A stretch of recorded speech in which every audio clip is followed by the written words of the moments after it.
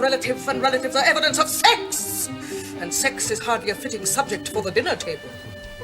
Or indeed, any table. Except perhaps a table in a brothel. Welcome to episode 5 of the Blackadder podcast, where we're sitting at a table that I'm not quite sure what that is evidence of. Well, there are certainly subjects we should not be raising here. Okay, there's certainly stains which I will not be raising here. I'm not taking the blame for those either. How you doing? I'm not too bad, Gerry. How are you? Good, yeah, good. In fine fettle this week.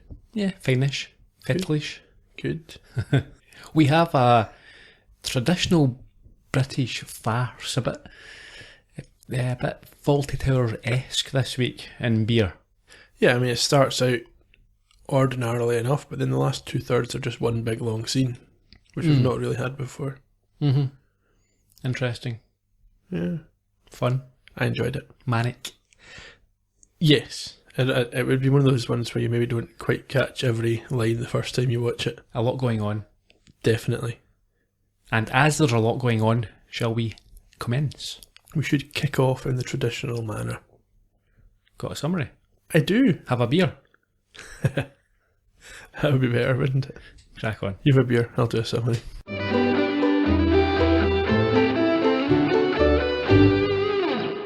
In beer, Blackadder is faced with a dual challenge as he hosts both his Puritan aunt and uncle and a riotous drinking session in the same home at the same time. Great lengths are gone to in order to keep the soirees separate. But will the turnip be the only surprise? Or is Blackadder's inheritance heading down the Swanee? Thanks, Ian. Yeah, it could be a turn-up for the books. Definitely. I apologise for using the word Swanee because it sets you off into a rant. One of your favourite Columbo characters, isn't it? Oh, Swan. Yeah. It isn't. No one's going to understand what we're talking about unless they've been listening to the Columbo podcast. Anyway, Percy is quite cheerful at the start of this week's episode.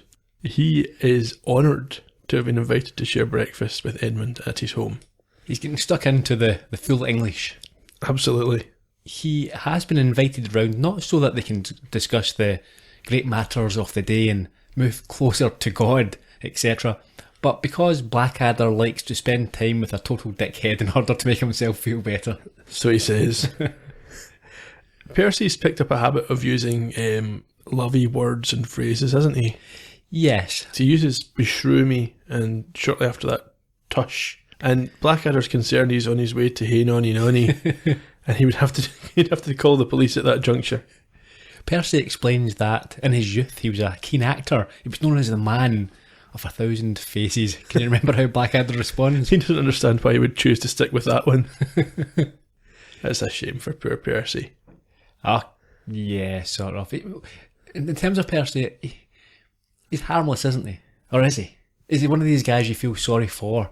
Because he's not a bad... In fact, we've seen a previous episode where he was actually quite touching when he was willing to give Blackadder his retirement fund in order to save him. So do you think there's any affection at all from Blackadder towards Percy? There doesn't appear to be. It's more of a Machiavellian thing. He thinks he can maybe get some benefit from this relationship at some point. Yeah. But Percy, I think you feel sorry for him. There's a couple of nice lines in this episode where he's actually very funny. He certainly does. I think, in fact, the one at the top of the podcast was an obvious one. So Blackadder then reads from a letter that he has received and is initially pleased by the contents and what it means for him. Well, God pats me on the head and says, "Good boy, Edmund." My aunt and uncle, Lord and Lady Whiteadder, the two most fanatical Puritans in England, have invited themselves to dinner here tonight. But aren't they the most frightful bores? Yep, but they have one great redeeming feature. Their wallets. More capacious than an elephant's scrotum and just as difficult to get your hands on. At least until now. For tonight they wish to discuss my inheritance. Hey, nonny, my lord, good news!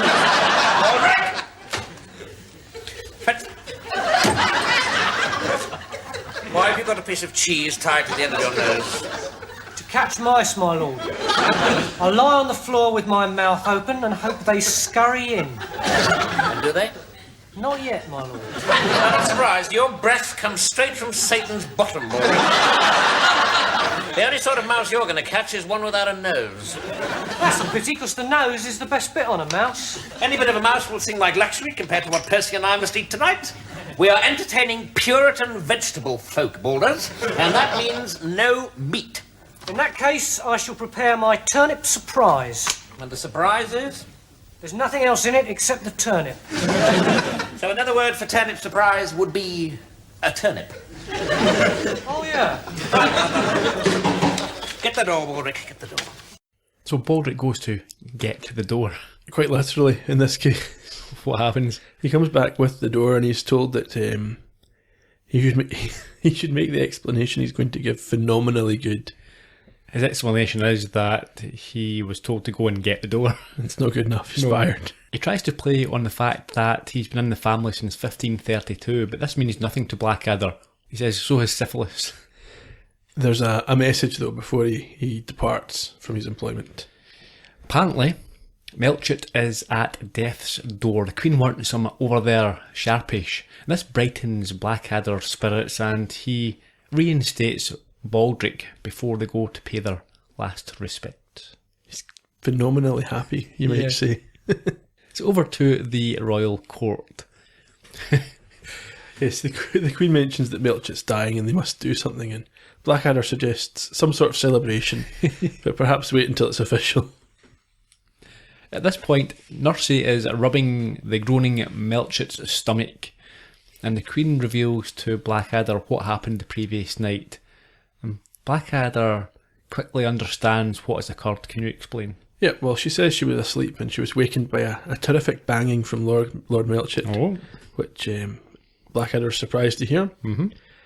But it turns out that Melchett's essentially hungover. Yeah. He's not dying. No. He just feels like he is. The Queen then enjoys watching both of them get a bit laddish as they try and outboast each other about how much they can drink. Who can handle the most? And it does seem that neither of them can really handle much at all. No. Melchett reminds Blackadder about an embarrassing incident involving some nakedness and a song about a happy pig. And Blackadder challenges Melchett to come to one of his drinking nights. Yeah, so the Queen calls both of their bluffs by arranging a drinking competition that evening for 10,000 florins. That's what's going to be at stake. Now, I thought this is a little bit unfair on Melchett. If I was him, I would say, come on. I'm hungover. I'm dying here with the drink. Give me a week to recover.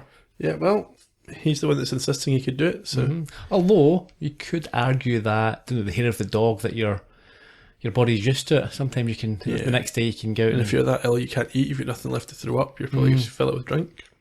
Blackadder leaves. I don't think at this point he realised the predicament that he's got himself into. He's forgotten about the other arrangement. And we hear Queenie tell Nursey about her plan to infiltrate this lad's night. Nursey's concerned because she thinks it's such a good idea the Queen's foot might fall off. Why does she think this? Because her brother had a good idea and his foot fell off. Really? What happened? Well, he was going to cut his toenails with a scythe. Queenie is not impressed, and we're over to Blackadder's house. He is pacing as he describes to Percy the type of person he needs on his team, or who should be invited to this drinking session. Yeah. Can you remember the type of person he... I can't remember the phrases he uses, but Colonel Woolsey is the first suggestion. Baldric then enters, and this time, what does he have replacing the piece of cheese? Well, it's the same contraption, but now the cheese has been replaced by a mouse. Why? Because he wants to try and eat cat. It's to vary his diet. Yeah. I like this. Blackadder, he asks for a knife. He wants to write these invitations to his drinking session in blood. Yeah, it makes it seem a bit more hardcore. Of course, not his own blood. He wants Baldric's. And Baldric's concerned. He wants to know if he needs to cut anything off an arm or a leg. Well, firstly, he says, how much? He says, oh, not that much. A small puddle. Yeah. Puddle's quite a lot. Yeah. And where does it go from there? Well, Blackadder's surprised at this. He says, no, just a little prick. Baldric takes a knife and says, okay, well, you're the boss. I'm your bondsman, I must obey. And starts to go down south. But Edmund stops him and says, no, he meant from his finger. And Baldric's quite distressed. Doesn't have a little prick on his finger. So he dismisses Baldric, and he then dictates to Percy who should be invited to the party, but receives a shock when he is reminded about the imminent arrival of the Whiteadders. Yeah, I mean, Percy's only idea was his girlfriend, Gwendolen. He's got a different girlfriend in every episode. Yeah, I'm not sure how many of them know that they're his girlfriend. No. I think if he talks to a girl, he classes them as his Or if girlfriend. he wants to talk to them. Yeah, if he's thought about talking to them. Yeah. Look, Blackadder suggests Simon Partridge, Sir Geoffrey Piddle, who is known as Here's to the Health of Cardinal Chunder Piddle, and Freddie Frobisher, the flatulent hermit of Lindisfarne. And, as you say, Percy points out that the Whiteadders are also coming, so they can be added to the list, and this causes a little bit of concern. Well, it would do, and we're back over to the court, to the royal court. And on his knees, Blackadder tries to beg and reschedule the competition, but his cause is not helped by a bumbling, incoherent Nursey. Well, she thinks he's trying to get out of his bath. Yeah. I'm not sure she knows what's going on. I don't think she does at all.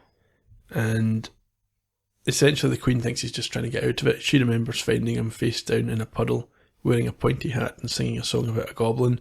And he essentially backs down. Well, it's more than backing down. He actually snaps at her and says, right, okay, if you insist. He's quite angry, and she likes to see him cross.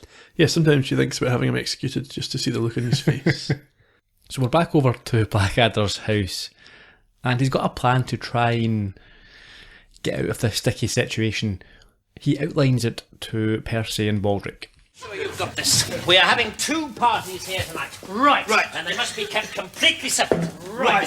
Firstly, a total piss-up involving beer throwing, broken furniture and wall-to-wall vomiting to be held here in Baldric's bedroom. Oh, thank you very much, Marlon. And secondly, Percy will join me in here for the gourmet turnip evening.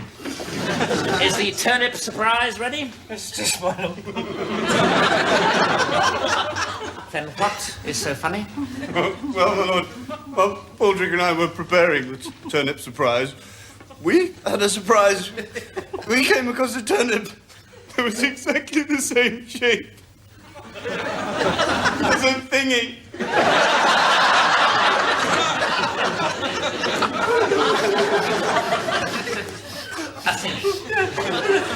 Great big thingy.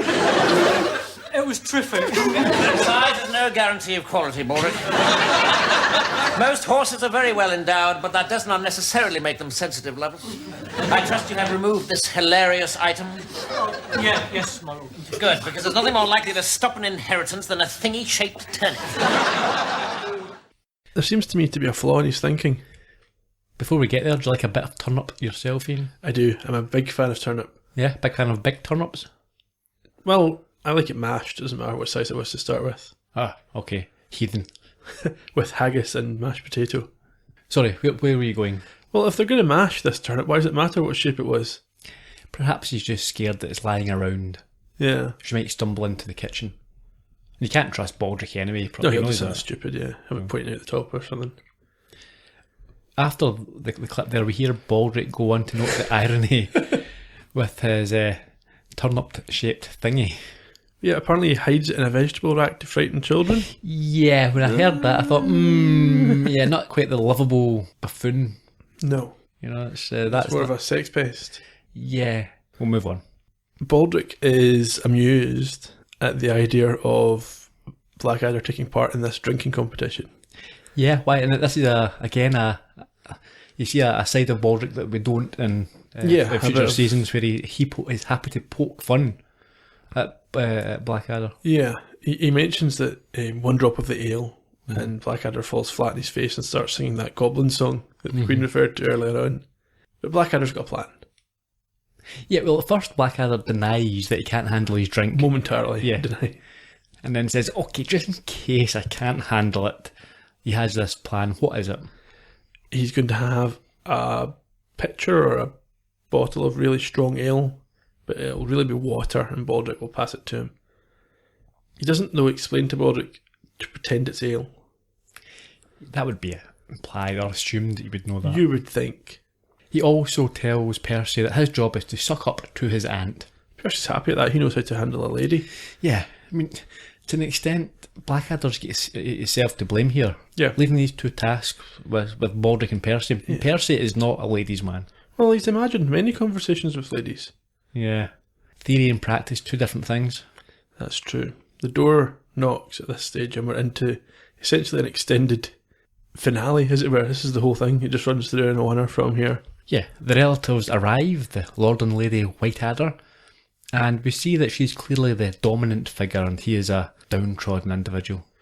Yeah, they're covered in crosses up from their shoulders and top of their heads and stuff. I read that Miriam Margolyes, who plays Lady Whiteadder, found it complicated as a Jew to dress in this way. Yeah, you would do. Yeah.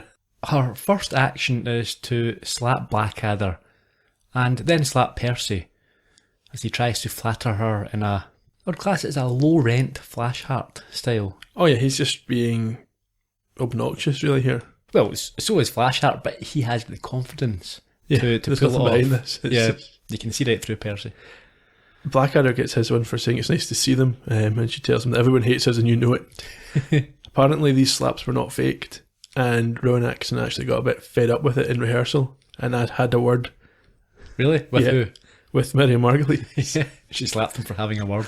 Probably. Now, during these initial conversations, Blackadder can't help let words slip out to reveal his true intentions. Yeah, you've got legacy and inheritance just come in inappropriately. And they don't react to that, but they do react to his extravagance of having chairs. Yes, what do they normally do? Well, in their house, Nathaniel sits on a spike. Yeah, so they have a spike each? No, she sits on Nathaniel. 2 spikes would be an extravagance. Brilliant. Apparently, I don't know, I presume folk have watched season 1 where Miriam Margolyes appeared alongside Jim Broadbent. Are you trying to upsort my trivia? Yeah, you are. Unless your trivia is that they wanted him to be in this episode. It was, yeah.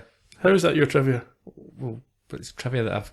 What do you mean, how is it my trivia? You can't own trivia. I said it first. It's my trivia. Go on then. But he was unavailable, so they got somebody else to do it. Okay. Maybe you've got additional information you could chip in with. Where were we? Mashing the turnips also upsets her. Why? It's the work of Beelzebub. She wants her turnip as God intended. And Baldric has a warning for Blackadder, but he's not listening. No, Blackadder dismisses him. He's not keen to listen. We then find out that the uncle has taken a vow of silence, although I would suggest that he's been given a vow of silence. It certainly seems to be the case. Before the door is loudly knocked and Blackadder leaves to answer it. So in Baldric's bedroom, which is the drinking den, Yes. donning a pair of novelty boobs, he answers the door to 3 of Melchot's drunken singing crew and shows them into this bedroom. Yeah, it's the 3 men that you talked about earlier, Sir Geoffrey Piddle and Simon Partridge and the other one that I can't remember, the Hermit. Mm-hmm. He then leaves to answer the door to Melchot himself, who has a very ostentatious pair of boobs. His are spectacular. Yeah, like bronze or gold. Absolutely. So they bring him into the bedroom where Partridge is finding it very hard not to see double entendres or innuendo in every single expression. Literally everything. Is a bit rude. Sounds a bit like bum. So after showing Melchot into the bedroom, the door goes again, and this time the cloaked queen appears. He doesn't recognise her, so what does he do? Well, she says she's a friend of Percy's, so he assumes it's Gwendolen, and Percy's invited her even though he said no. So he locks her in the cupboard in the hall. Back to the dining room, and we have a classic scene as Blackadder sits down with the Whiteadders, having forgotten to remove his devil's dumplings, and has to pretend what? He says they're earmuffs, and he offers them some for the cold, and he's told, no, cold is God's way of telling us to burn more Catholics. We then have Percy's remark about a table in the brothel that we heard at the top of the podcast. Yeah, he gets a Remarkable kick in the shins from at least 7 feet away. Just then, and to Blackadder's horror, Baldric arrives with the thingy-shaped turnip, which delights his aunt. Yeah, she doesn't react as we would expect. No, she said it takes her right back to their wedding night. Yes. Why is that? But they also had raw turnips that evening. Now, from the other room, we hear a roar, and Blackadder has to go and burn the Catholics next door. Yes. He lets the Queen out of the cupboard because she's literally suffocating. But as soon as she starts to feel better, he shoves her back in and shuts the door again. And we cut quickly to Percy claiming that you can say one thing about Catholics, they have natural rhythm. Elizabethan times were tough times to be Catholics. Oh, yeah. Because her sister obviously had been a Catholic monarch and she was coming in to replace her. Swings and roundabouts, however. Well, no, they don't really get Catholic monarchs anymore, do they? No, but what I'm saying is back then there was every other couple of decades it was Protestants were getting killed. And Yeah, well, after her came the Stuarts and they were Catholics. Yep. Where do we go now? Through in Baldric's room, Melchett has noticed that Edmund is not drinking. Yes, so Blackadder suggests to the lads, and he's trying to keep them quiet as well, that they have complete silence for 10 minutes of serious drinking, and then leaves under the pretence of getting brandy to add to his strong cider. Which he chucks into the cupboard, presumably all over the Queen, who squeals a little bit, and heads back to the kitchen. But he's not there alone for long. He's not. Just as his aunt brings up the subject of his inheritance, one of the guys, is that a monk? Is that Wolsey or I think? No, I don't think Wolsey was one of them. It'll be Freddie Frobisher or Sir Geoffrey Piddle. Well, it's one of the monks. Yeah, no, the only three are Geoffrey Piddle, Freddie Frobisher, and Simon Fletcher. Yeah, but he's dressed as a monk. Yeah, he's dressed as a monk, but he's still one He's of not a those monk. three. Is he a monk? He's not a monk. Okay. They're just dressed as that for the Blackadder's birthday. Alright, fair enough. Well, whoever is dressed like a monk, he stumbles in, drunk, vomits, and then praises Blackadder for the great booze up they're having. And Blackadder really has to think on his feet this time. Do you know that man? No? He called you Edmund. Oh, no, him. Oh, yes, I do. Then can you explain what he meant by great booze up?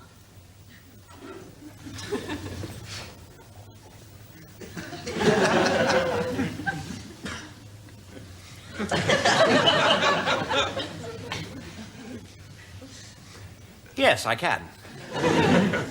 My friend is a missionary, and on his last visit abroad, brought back with him the chief of a famous tribe. His name is Great Boo. He's been suffering from sleeping sickness, and he's obviously just woken, because as you heard, Great Boo's up. Well done, Edmund. And I think I'd better just go and visit him. First, over to you. At this point, Edmund rejoins the boozing party and Melchett is not taking no for an answer. No, he is unhappy with Blackadder's lack of presence and drinking at this competition. He says he twists and turns like a twisty-turny thing. Yeah, he then calls him a weedy pigeon, and that you can call him Susan if it isn't so. And Blackadder says he's going to drink some of his strongest ale, and Yeah. we hear a couple of suggestions. Yeah, but we end up with Blackadder's a bowl basher, It sounds brutal. but finds himself in a spot of bother when Baldric immediately reveals to everyone that it is only water. Yeah, he doesn't understand for a second that he's meant to pretend it's strong ale. Reminded me of when Percy told him not to tell Blackadder that he was hiding in the... Yeah, in the chest before they went to sea. Yes. But yeah, in this case, Baldric's quite content because he is doing exactly what he's been asked to do. So he's forced to drink this ale. Bums up. 42 seconds later. A drunk Blackadder can't explain himself to his aunt. Back in the kitchen, the dining room. Yeah, no, he says that sometimes he's nice and sometimes he's nasty and sometimes he likes to sing little songs like See the Little Goblin. That's plenty from you, Ian. He falls down with what? Where? Well, he falls on his face at the side of the kitchen. He's wearing a cardinal's hat and he has an ostrich feather in his trousers and He's got an inane grin on his face, and he's questioning all these things. But he's able to explain.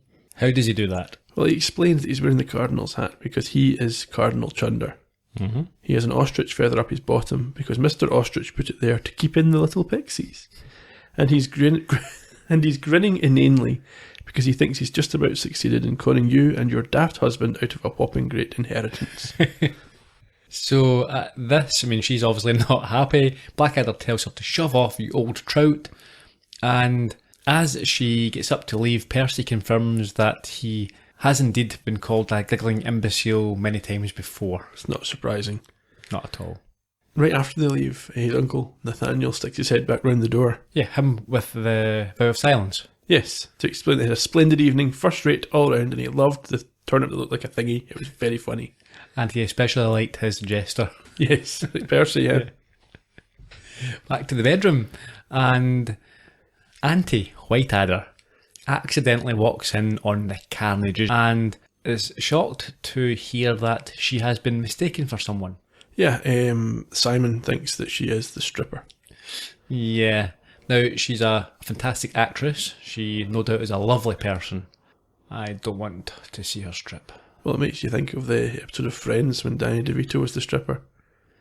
Doesn't make me think of that, no idea that happened, but if you're talking about Danny DeVito stripping, there's a fantastic episode of It's Always Sunny in Philadelphia where he hides naked in a couch and then has to oil himself up and slide out. It's repulsively funny. Seems like a trend for him. Yeah. Again, I would recommend anyone who's interested in that, just search for Danny DeVito couch or sofa or whatever and you'll see it. Surely nobody's going to go and do that based on what you've just described. They should do it. Brilliant. That's a niche interest, I would suggest. Oiled up Danny DeVito squirting out a couch. Listen, there's a market for everything on the internet. Anyway, Percy tries to cheer Edmund up a little bit, and in the meantime, the Whiteadders flee the drinking den and into the cupboard they go, releasing the Queen. Yes, into the hall.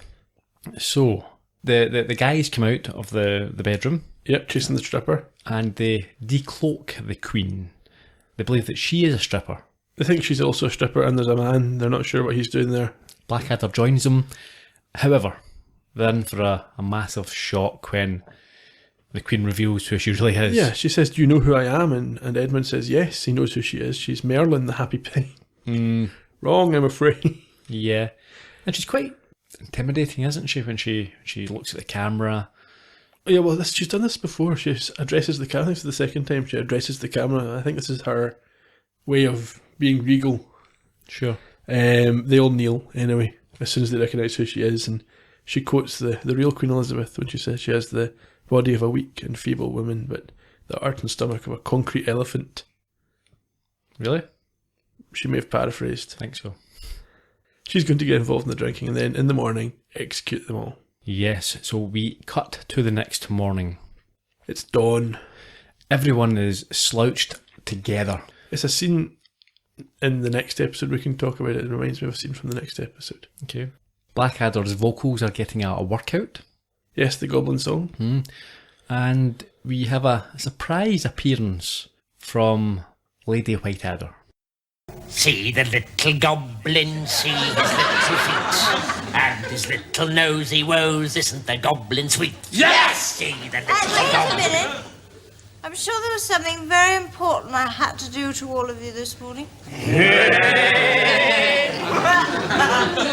Remember something about 10,000 florins, was it? I think it was something about an inheritance. Look, do you not want to hear about this goblin or not? Yes! Right, well, perhaps this time I might be allowed to continue and perhaps finish with any luck.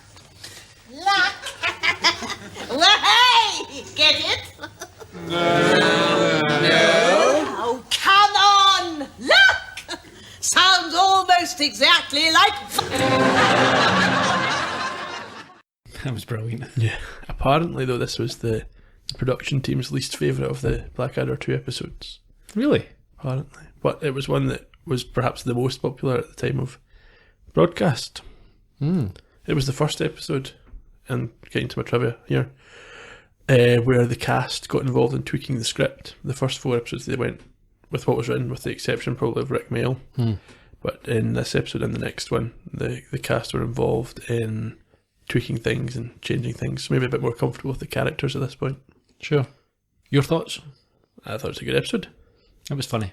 I enjoyed it. There's some really good moments. Miriam Margolyes is always very good value for money. Absolutely. Still going strong. Yeah, she's been in all sorts of things. Yeah, I can chat about that in a second. Okay. This episode was first broadcast on the 13th of February 1986. The usual writers and directors apply, and will do until I tell you differently. Fair enough. The aforementioned Miriam Margolyes played Lady Whiteadder. She was born in 1941. This is her second of 3 Blackadder appearances. You obviously mentioned it earlier that she was in an episode in the first season. She has also starred in the Miss Fisher Murder Mysteries, Trolleyed, one of the Harry Potters, Rugrats, Mulan, Babe and Monkey. She was offered the role of Professor Laird in Doctor Who in 1984. I assume she turned it down. Well, yeah, if she was offered it and didn't play it, yeah, I guess. And interestingly, I didn't know this, she became an Australian citizen in 2013. That's interesting. Now, the actor who played the person pretending to be the monk, so who was that? Now, I think that is going to be... Is that the one with the dildo strapped to his head? Was it? Is that what that was? I think so. I assume so. I think that's Sir Geoffrey Piddle. Okay. He was played by William Hootkins. He died in 2005, aged 57. He starred in some but he's been in some very big movies.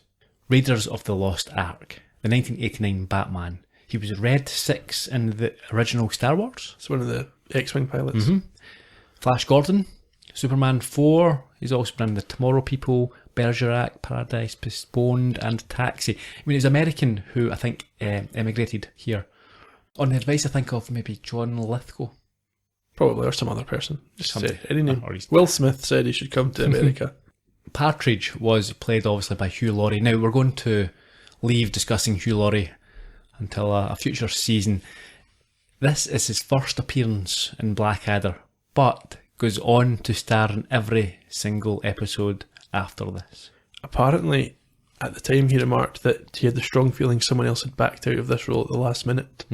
He talked about how excited he was to be involved and how jealous he'd been of Stephen Fry, but perhaps a little bit of bashfulness going on there because he had already been booked for next episode. Okay, I have no other trivia. Okay, do you have a favourite line from the episode? Well, it was the table in the brothel that we heard in the clip, but there's been quite a few. We didn't mention my favourite line, so there's an exchange at the party between the Whiteadders and Blackadder when he's drunk. And his aunt says to him, "May I remind you, cursed creature, that your inheritance depends on you not gambling and not drinking."